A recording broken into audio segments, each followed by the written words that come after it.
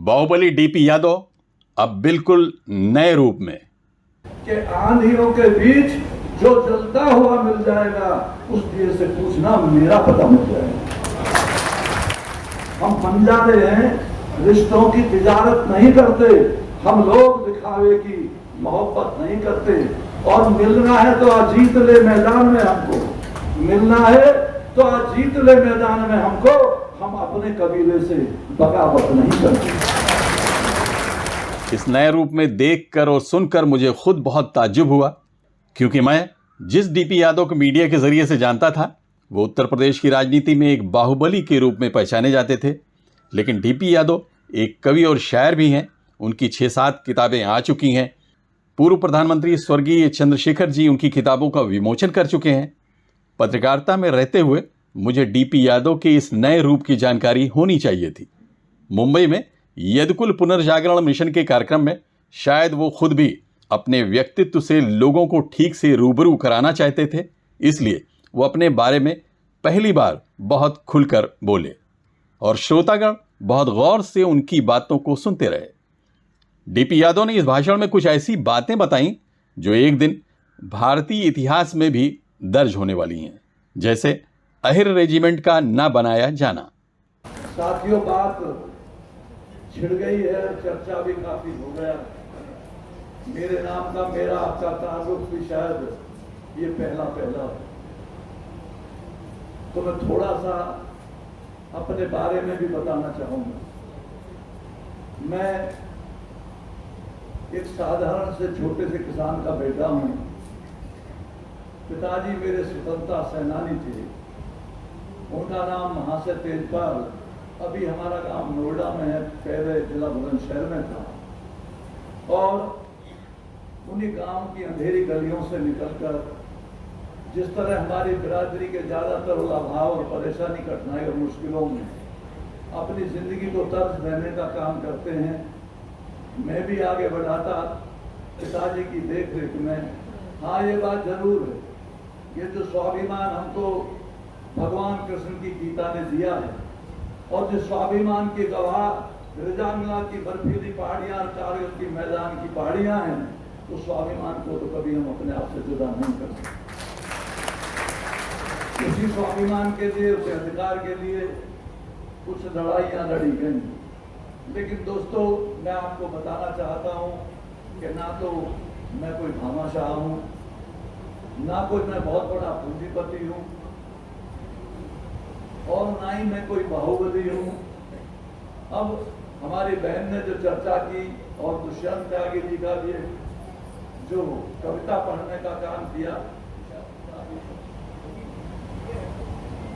ये पुस्तक मेरी अभी international book festival Pragati Maidan में इसका इनॉग्रेशन हुआ है, इसी 4 तारीख को। इसी की कविता को ये हमारी बहन जी पढ़ रही थी। मैंने ऐसी 6-7 पुस्तकें लिखी हैं। खैर, ये बात मैं इसलिए कह रहा हूँ कि जो स्वाभिमान हमारे खून में, हमारी रवायत में, हमारे दिलों में, हमारे विचारों में, उसको हम अपने से कैसे अलग रख सकते हैं, ये बात आज तक मेरी समझ में नहीं आई। आप तमाम लोग यहाँ मौजूद हैं, पूर्वांचल और देश के दूसरे प्रदेशों से, मुंबई जैसे महानगर में आप लोग अपने कर्मों के आधार पर यहाँ आकर के बसे थे। हमारे नौजवान साथी यहाँ के पार्षद कमलेश जी और दुर्वेश जी और दूसरे भी उनके साथी यहाँ मौजूद हैं। जब आपने यहाँ अपनी धमक और अपने झंडे को आकर के गाड़ दिया, पूर्वांचल से आके, दूसरे प्रदेशों से आके, तो कोई बड़ी बात नहीं है कि आगे आने वाले भविष्य में ये यदकुल का पेड़ वट वृक्ष बनकर के छाया ना दे, ऐसा मैं नहीं सोचता। इसलिए आपसे मेरी प्रार्थना, हमने किसी राजनीतिक मकसद को लेकर के, हमारे साथियों ने किसी राजनीतिक मकसद को लेकर के इस संस्था का निर्माण नहीं किया, बल्कि मैं जब गांव से निकल करके कॉलेज में होता हुआ बनारस हिंदू यूनिवर्सिटी का विद्यार्थी बना, वहां से लौटने के बाद उसी गांव का प्रधान बना, उसके बाद ब्लॉक प्रमुख बना, उसके बाद 4 बार एमएलए बना, फिर लोकसभा में चला गया, फिर राज्यसभा में चला गया। ये यात्रा कोई आसान यात्रा नहीं है। बगैर किसी बड़ी पार्टी का सहारा लिए, बगैर किसी धन्ना सेठ और पूंजीपति का सहारा लिए, अपने कर्म के बल पर, अपने स्वाभिमान के साथ मैं अपनी यात्रा को आगे बढ़ाता चला गया। ये मेरी जिंदगी है, मेरा जीवन है। इसको कई लोगों ने बाहुबली से जोड़ दिया, कई लोगों ने धनपति से जोड़ दिया, कई लोगों ने पूंजीपति से जोड़ दिया। इसमें कोई दो राय नहीं। मैं किसानों के एक व्यवसाय से जुड़ा हूं। आज भारतवर्ष में मेरी करीबन 8 बड़ी इंडस्ट्री हैं, जिनमें 5-6 चीनी मिल भी हैं। किसानों का काम है, किसानों की वजह, किसानों का घर, किसानों का कर्म और किसानों की रूपरेखा, ये तमाम हमारे खून में रची और बसी हुई है। आज आप लोगों की मेहरबानी, ऊपर वाले की मेहनत से मैं करीबन 15,000 लोगों को रोजगार देता हूँ। मेरी इंडस्ट्री में 15,000 लोग काम करते हैं और 18,000 बच्चों को अपने स्कूल कॉलेजों में शिक्षा देता हूँ। अब ये डीपी यादव कैसा है, कितना बड़ा बाहुबली है, कितना बड़ा क्या है, इसका अंदाजा आप लोग लगा सकते हैं। एक कवि हृदय का आदमी जिसकी जबान से कविताओं के शब्द निकलते हो, मेरी गारंटी है, मेरा दावा है, वो कभी भी दिल का निर्दयी नहीं हो सकता। मैं इस बात की गारंटी कर सकता हूँ। माननीय चंद्रशेखर जी ने मेरी 5 किताबों का इनॉग्रेशन किया और इस किताब का इनॉग्रेशन भी अभी वेद प्रकाश वैदिक जी ने इंटरनेशनल बुक एग्जीबिशन में दिल्ली में किया। फिर भी कुछ ऐसे बहादुर लोग इस दुनिया में मौजूद हैं जो अपनी छाया के नीचे हम जैसे लोगों को कुचल देना चाहते हैं, तबाह कर देना चाहते हैं, बर्बाद कर देना चाहते हैं। लेकिन हम गीता के पढ़ने वाले लोग, हम भगवान कृष्ण के उस धरती के लोग हैं। हमने गीता से स्वाभिमान को सीखा है, देखा है, जाना है, विचारा है। और मेरा ये गारंटी है कि कोई भी स्वाभिमानी व्यक्ति रुक तो सकता है कुछ देर के लिए, लेकिन उसकी राहें कभी अवरुद्ध नहीं हो सकती, उन्हें तो रोक नहीं सकता। कई बार सोचता हूं उन बातों को ना कहूं, मेरी बात छिड़ गई है तो वो भी आपको बता देता हूं। मैं लोकसभा में था, राव तुलाराम जी का नाम आपने शायद सुना होगा, अगर नहीं भी सुना है तो मैं बता देता हूं। यानी गुलाम भारत में पहला स्वतंत्रता सेनानी है राव तुलाराम, जो रेवाड़ी के, हरियाणा के रहने वाले थे, जिन्होंने अपनी तलवार को लाल किले से लेकर कर तेहरान तक बजाया था। उसी राव तुलाराम जी का डाक टिकट जब मैं लोकसभा में गया, यादव महासभा के लोग मुझसे आकर के मिले। उन्होंने कहा कि हमारे बीच में इतनी बहादुरी की कहानियां हैं, हमारे बुजुर्ग बहादुर है, स्वाभिमान है, लेकिन लोगों ने आज तक उनके नाम पर डाक टिकट भी जारी नहीं किया है।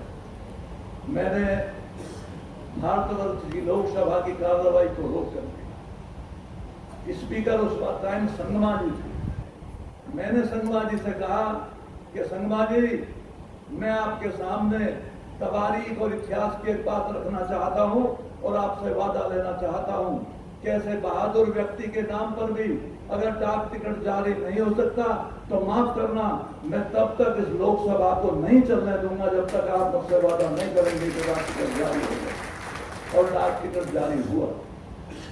प्रमोद महाजन आज इस दुनिया में नहीं है, लेकिन तब मिनिस्टर थे। मैंने प्रमोद महाजन को कह करके और डाक टिकट जारी कराया। दूसरा डाक टिकट चौधरी ब्रह्म प्रकाश, जिनका नाम अभी हमारे किसी साथी ने दिया था, जो दिल्ली के प्रथम मुख्यमंत्री थे, उन्हीं चौधरी ब्रह्म प्रकाश के नाम भी माननीय रामविलास पासवान उस टाइम मिनिस्टर थे, उनसे उनके नाम का भी डाक टिकट मैंने जारी कराने का काम किया। अब एक दुखती बात और बता देता हूं, हमारे कई साथी दूसरी राजनीतिक पार्टियों के यहाँ बैठे होंगे, मैं तो सभी का स्वागत करता हूं। मैं पार्टी विचार को लेकर के यहाँ नहीं आया आपके बीच, मैं तो आपसे मिलने आया हूं, आपको सुनने आया हूं। इतना भी बोलना नहीं चाहता था, लेकिन बात आ गई है तो कहनी पड़ती है। मैंने 96 में 96 में देश की लोकसभा में अहीर रेजिमेंट का मुद्दा उठाया था। सिर्फ और सिर्फ डीपी यादव ऐसा एमपी आज तक के इतिहास में जिसने अहीर रेजिमेंट का मुद्दा लोकसभा में उठाया था। लेकिन और मैंने कहा था हजारों पत्र नौजवानों के मेरे पास रखे हुए हैं और उन्होंने मुझे ललकारा है पत्र में लिखते हुए कि आप तो बहुत बहादुरी की बात करते हैं और बहुत मान सम्मान की बात करते हैं। इस देश के करोड़ों नौजवान मिलिट्री में भर्ती होकर के और इस देश की सेवा करना चाहते हैं। हम तमाम नौजवान आपसे अपील करते हैं कि अहीर रेजिमेंट का मुद्दा उठा करके आप अहीर रेजिमेंट बनवाने का काम करें। तकलीफ की बात इसलिए थी, मैं इस बात को छेड़ना नहीं चाहता क्योंकि माननीय नेताजी की हम बहुत इज्जत करते हैं, उनके साथ राजनीति सीखी है हमने।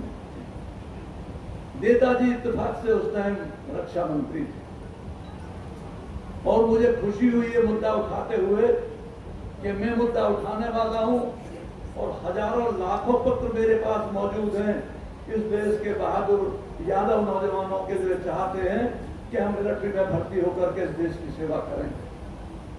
तो मैंने सोचा काम बहुत आसान हो गया।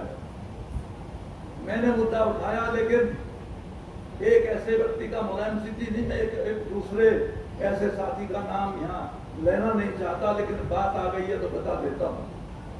अमर सिंह भी उस टाइम लोकसभा में मौजूद थे और लोकसभा के कॉरिडोर में जब मैं बाहर निकला तो अमर सिंह जी ने मुझसे कहा कि डीपी यादव जी आप तो हमें बदनाम करना चाहते हैं क्या? मैंने कहा क्या हुआ साहब? तो उन्होंने कहा आपने ये मुद्दा उठा करके ठीक नहीं किया। मैं बोला सुनो अमर सिंह, ये मान सम्मान का पुतला हमारी जवानों विचारों में दिलो दिमाग हमारे खून में है और मान सम्मान की बात जहां भी आएगी हम मिट तो सकते हैं लेकिन पीछे नहीं हट सकते। इस मान सम्मान का कोई मोल और कोई कीमत नहीं, इसलिए मुद्दा मैंने उठाया है। लेकिन तकलीफ की बात यह है हमारे कई लोग महसूस कर सकते हैं, लेकिन मैं उन तमाम राजनीतिक लोगों से भी कहना चाहता हूं कि मैं जानता हूं आप में समाजवादी विचारधारा के भी कुछ लोग काफी बैठे होंगे कि मुझसे बड़ा वफादार मुलायम सिंह का समाजवादी पार्टी का कौन हो सकता है। हमारे साथी जानते हैं, हरिओम जी, नरेंद्र जी, ये सब सीनियर लोग हैं, विजय सिंह, राम कुमार जी, गांधी जी और भी हमारे जो संगी साथी बैठे हैं कि अगर डीपी यादव की टीम ना होती 89 में तो जो राजनीति जानते हैं वो जानते होंगे तो शायद हमारा मुख्यमंत्री उत्तर प्रदेश में नहीं बन पाता।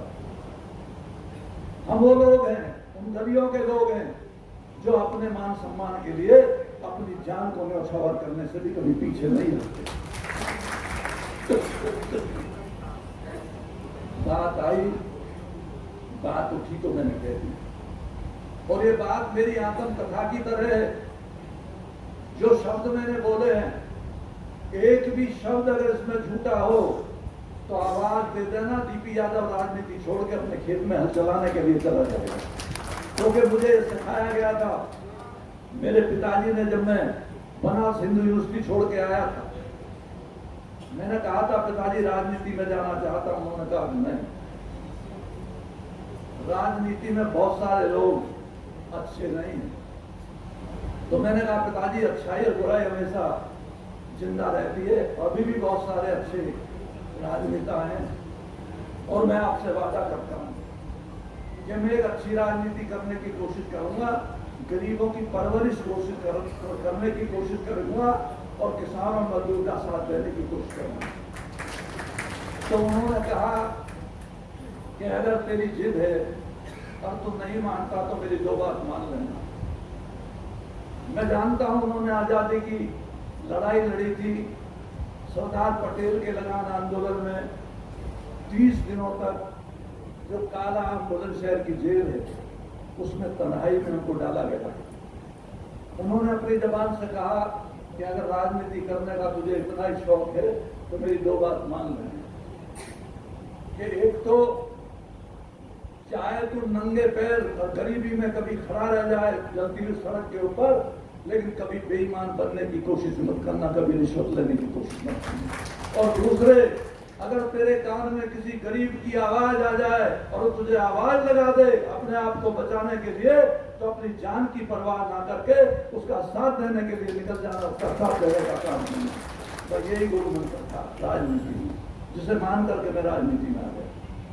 तो दोस्तों, अपने बारे में मैंने, आप सोचते होंगे तो अपनी इतिहास लेकर के खड़ा हो गया माइक पे, लेकिन चूंकि जिक्र ऐसा था हमारे कई साथियों ने, कई लोगों ने कहा, तो बहुत जरूरी हो गया कि मैं अपने बारे में आपको कुछ बता दूं। एक पत्रकार भाई मेरे से पूछ रहे थे आज ही सुबह बॉम्बे में कि डीपी यादव जी कुछ अपने बारे में भी बता दीजिए। तो मैंने बोला सुनो, मैं कोई स्टेटमेंट तो नहीं देने आया, लेकिन इतना सर बता देता हूँ कि आंधियों के बीच जो जलता हुआ मिल जाएगा उस दिए से पूछना, मेरा पता मिल जाएगा।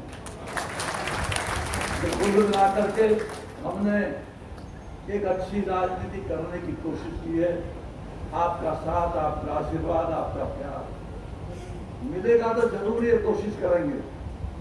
यदकुल किसी एक जाति का मिशन नहीं है, कहने में कोई संकोच नहीं, लेकिन हमारे यहाँ सजातीय बंधु ज्यादातर यहाँ मौजूद हैं, तो उनके बीच में कहना चाहता हूं कि यदकुल जागरण मिशन एक अच्छी संस्था है।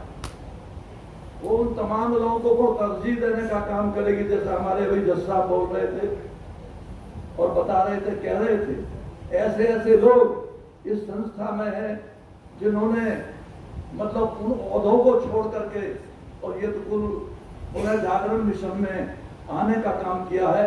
मैं सिर्फ तमाम लोगों को नमन करता हूँ, धन्यवाद देता हूँ, बधाई देता हूँ कि उनके दिलो दिमाग में अगर ये कसक और ये दर्द आज भी पैदा है कि उन अभाव, परेशानी और मुश्किलों में जी रहे लोगों का साथ देने का काम करना चाहिए, तो मैं आप तमाम लोगों को आमंत्रण देता हूँ, निमंत्रण देता हूँ, दावत देता हूँ कि ये राजनीतिक मंच नहीं है। आप तमाम लोगों को कहना चाहता हूँ कि तमाम लोग अपनी छत्र छाया यदकुल जागरण मिशन के साथ रखिए। हम आपको काम करके दिखाएंगे, आपको आगे बढ़ा करके दिखाएंगे, आपको ताकत दे करके दिखाएंगे।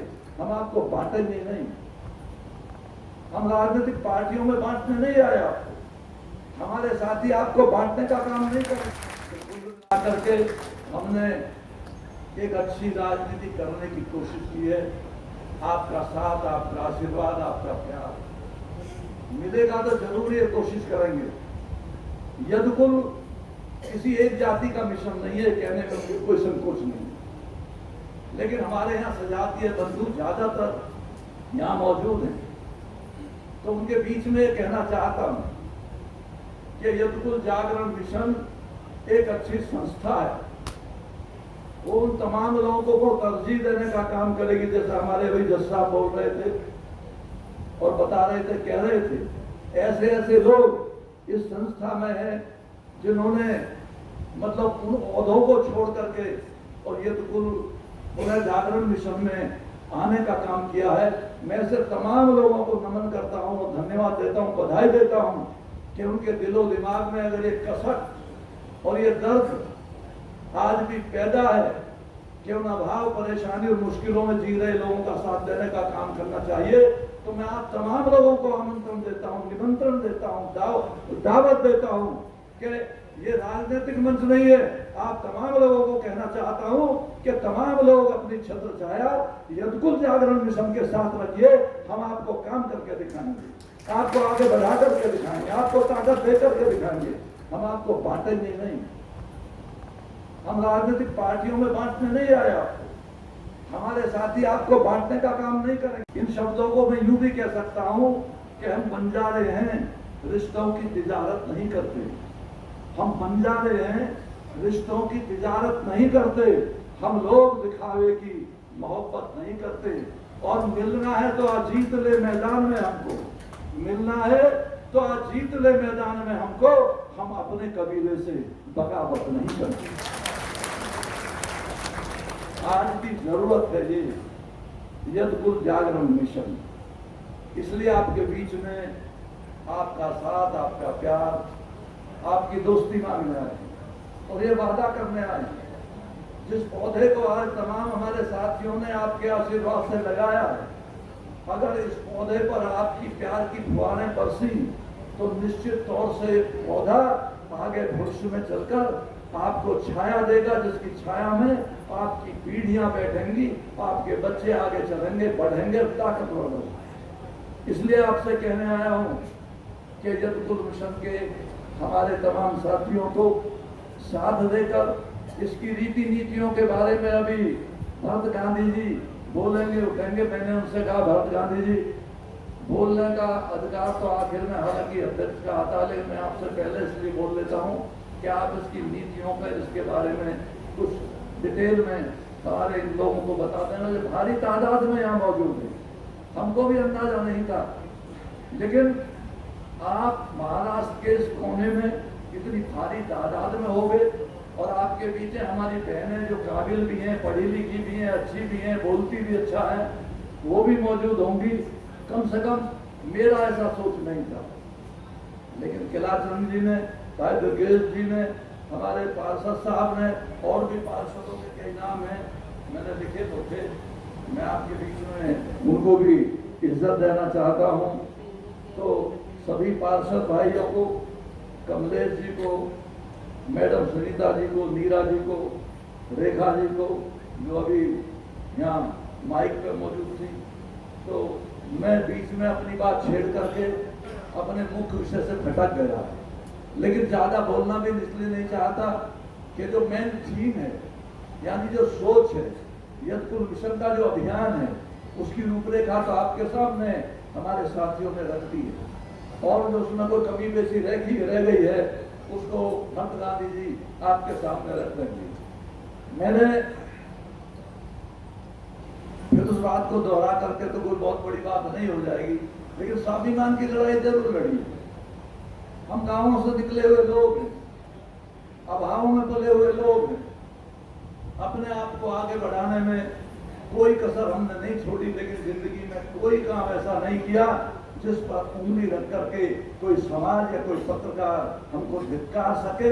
या लेकिन कुछ लोग हैं, वो लोग कल भी मौजूद थे, वो लोग आज भी मौजूद हैं, वो लोग कल भी मौजूद रहेंगे, लेकिन जागरूक आपको होना पड़ेगा, नहीं तो वो लोग आपको राहों से भटका देंगे, जो आज भी भटका रहे हैं, कल भी भटकाया था। हालांकि कुछ आवाजें हमारे उत्तर प्रदेश और बिहार से उठनी चाहिए थी। अभी एक साथी बोल रहे थे जय श्री राम जय कृष्ण, हाँ मैं भी मानता हूं भगवान योगेश्वर कृष्ण किसी रूप में भी किसी दुनिया के महापुरुष से कम नहीं आके जा सकते, लेकिन कुछ लोग इस प्रयास में लगे हैं। अभी आपने सुना होगा, हालांकि मैं कोई चैलेंज नहीं कर रहा, मुझे माफ कर देना, अभी राधे राधे होने लगी है। फोन सुनता हूं तो मथुरा से, आगरा से, आजमगढ़ से, गोंडा से, बस्ती से, देवरिया से, सुल्तानपुर से, जौनपुर से, गाजियाबाद से, बुलंदशहर से, मेरठ से, मुजफ्फरनगर से, देहरादून से राधे राधे की आवाज आने लगी है। मैंने एक दिन बैठ करके सोचा कि ये क्या षड्यंत्र है। अगर गहनता से देखोगे तो ये षड्यंत्र आपको समझ आ जाएगा कि संजय की महिमा को किस तरीके से, उस चरित्र को किस तरीके से हनन करने का काम किया जाता है। ये आपको अपने पाठ्यक्रम में, किताबों में, स्कूल कॉलेजों में भी दिखाई दे रहा होगा। क्या कृष्ण जी माखन चोर थे? क्या कृष्ण जी के पास रासलीला रवाने के अलावा और कोई काम नहीं था? ऐसे अपभ्रंश और ऐसी बातें जोड़ दी गई हैं। कुछ ऐसे लोग हैं जो इसी कार्यक्रम में लगे रहते हैं, क्या आपको कैसे तोड़ा जाए, कैसे बखेरा जाए। मेरे तो साथी मुझे बता रहे थे, उसे ही सुन के बतेरी तकलीफ हुई कि एक साथी कह रहा था जी यहाँ जो यादव समाज के लोग बैठे हैं, इनमें भी कम से कम इनकी 50 शाखाएं, क्योंकि यादव बंधु तुम दूसरे प्रदेशों से आकर के तुमने अपनी धाक यहाँ जमा दी, कोई पार्षद बना दिया, एमएलए भी बना दोगे, एमपी भी बना दोगे, अगर आप इस बात पर हमारा हुए तो। लेकिन ये पटके के खेल खेलते हो। अगर आप में संगठन की ताकत है और आप महसूस करते हो हम एक साथ चल सकते हैं, हमारे मुद्दे एक है, सोच एक है, तो क्यों नहीं आपस में आप लोग एक दूसरे का साथ दे सकते हैं। कोई जरूरी है अलग अलग संगठन बना करके आगे चलना? संगठन बनाइए, लेकिन एक सार्वजनिक मंच ऐसा बनाइए कि जिसपे हम तर्क वितर्क भी कर सकें, एक दूसरे की आलोचना भी सुन करके उसका जवाब दे सकें। ये वादा हमारे बीच में, हमारे अंदर होना चाहिए। वरना तो यादवी कलह तो बहुत सारे यहाँ बड़े बड़े पत्रकारों ने आज तक तुम्हारी जिंदगी के साथ जोड़ रखी है। उस कलह की परिभाषा को अलग हटाने का काम कीजिए, उनको जवाब देने का काम कीजिए। पत्रकारिता खाली उनके बाप की बपौती नहीं है, ये देश किसी की रजिस्ट्री नहीं है। इतिहास गवाह है कि इस देश की आजादी में जितना योगदान, जितनी मजबूत और बलिदान हम लोगों ने दिया, दूसरे लोगों ने नहीं दिया है। आज भी योगेंद्र यादव जो परमवीर चक्र विजेता है, वो मेरी कॉन्स्टिट्यूंसी का नौजवान है। योगेंद्र यादव जिसका नाम है, एक ही हिंदुस्तान में जीवित परमवीर चक्र विजेता है, उसका नाम योगेंद्र यादव है।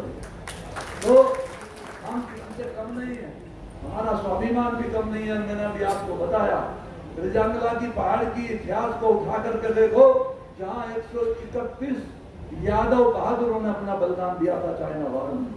और कारगिल युद्ध में योगेंद्र यादव ने अपने बदन पर 11 गोली खा करके 20,000 ऊंची पहाड़ी से लुढ़क करके और नीचे आकर के अपनी चौकी को आगा करके और दुश्मन को परास्त करने का काम किया था। ये बहादुरों की लाइन है, ये जाति बहादुरों के रही है। इसलिए यदकुल में शामिल ज्यादातर जातियां बहादुर हैं, मार्शल हैं, लड़ाकू हैं देश के लिए। तो उन तमाम मान सम्मानों और बातों को लेकर के हम लोगों ने यदकुल जागरण मिशन की ये संस्था जो बनाई है, उस संस्था को ताकत देने की अपील करना है। पैसे की बात कहूंगा तो कहोगे डीपी यादव भी बहुत पैसे वाला है, लेकिन किसी एक आदमी से संस्था नहीं चला, ना कोई राजनीतिक पार्टी चलती है किसी एक आदमी से। अदरवाइज इस देश में रिलायंस, टाटा, बिरला और अडानी की पार्टियां हुआ करती, फिर आम गरीब आदमी खेतों से उठ करके कैसे नेता बन जाते। इसलिए पब्लिक के कंट्रीब्यूशन से, एक दूसरे के सहयोग से ये संस्थाएं चलती हैं और राजनीतिक पार्टियां चलती हैं। इसलिए वो अपील भी आपसे करता हूं। और जहां तक ताल्लुक मेरा है कि बड़े बड़े इस देश के बड़े बड़े घरानों की मिलें मैंने खरीदी है। यानी पंजाब में ओसवाल जो वहां का बिरला कहा जाता था, आज सबसे बड़ी चीनी मिल पंजाब में मेरी है, मैंने ओसवाल से खरीदी। मजीठिया जो पंजाब का राजा कहलाता था, प्रकाश सिंह बादल का समधी था, पटियाला चीनी मिल उससे भी मैंने खरीदी है। मोदी, KN मोदी की डिस्टिलरी जो ऊना में है हिमाचल में, वो भी आज मेरे पास है। सलीम शेरवानी जो उत्तर प्रदेश का कैबिनेट मिनिस्टर, भारत सरकार में हेल्थ मिनिस्टर था, कासगंज में उसकी चीनी मिल भी मेरी है। तो कुल मिलाकर के हमने पोदार जो कलकत्ता का सबसे बड़ा मारवाड़ी सेठ है, बघा शुगर मिल बिहार में, वो शुगर मिल भी आज हमारी है। और हमने मिलों को चला करके साबित किया है कि हमें काबिलियत भी है और हमें धैर्य भी है, हम अपने काम को अंजाम दे सकते हैं। तो कुल मिलाकर के ये कहानी छोटी सी एक किसान के बेटे बच्चे की है। आपका आशीर्वाद, आपका साथ, आपका प्यार मिलेगा तो हम जरूर कोई लोभ लालच नहीं है। इस यदकुल मिशन को किसी लोभ के तहत आपके बीच कहने नहीं आए। हमारे यहाँ के कुछ साथियों ने कहा कि हम इसके साथ जुड़ना चाहते हैं। भक्त गांधी जी ने कहा, हमारे दूसरे साथी जो यहाँ यूपी से उधर से आकर के, ये बड़े बड़े अच्छे अच्छे बहादुर लोग हैं।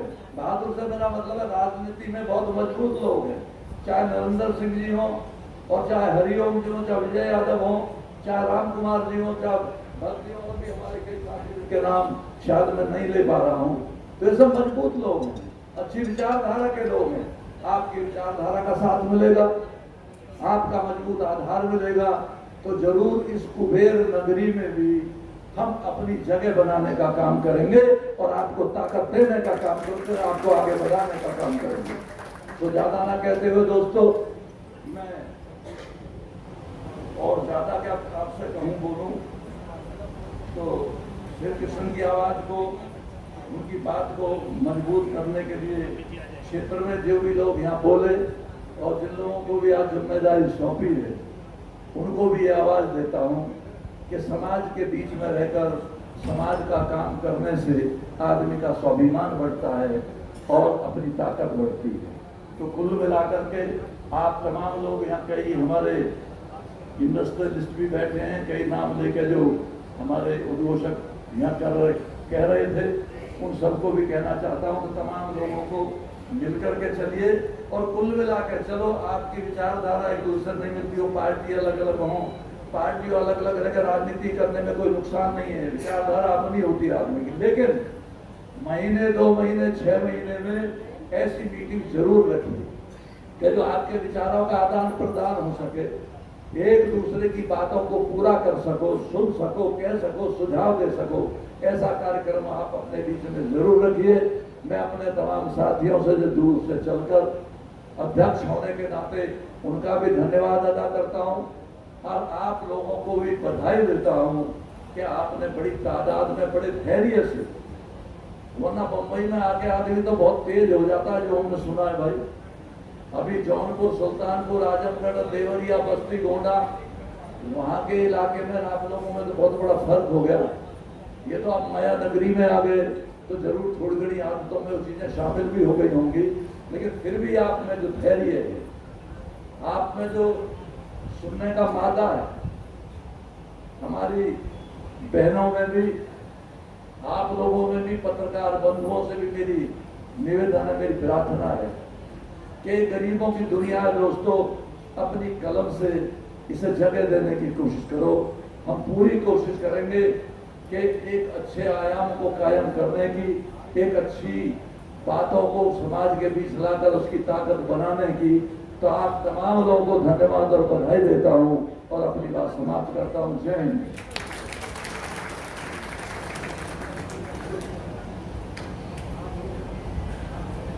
धन्यवाद सर। उनके इस भाषण को सुनने के बाद मुझे खुद समझ में नहीं आ रहा है कि मैं डीपी यादव जी को एक सफल राजनेता, उद्योगपति, दार्शनिक, कवि या फिर बाहुबली के रूप में देखूं।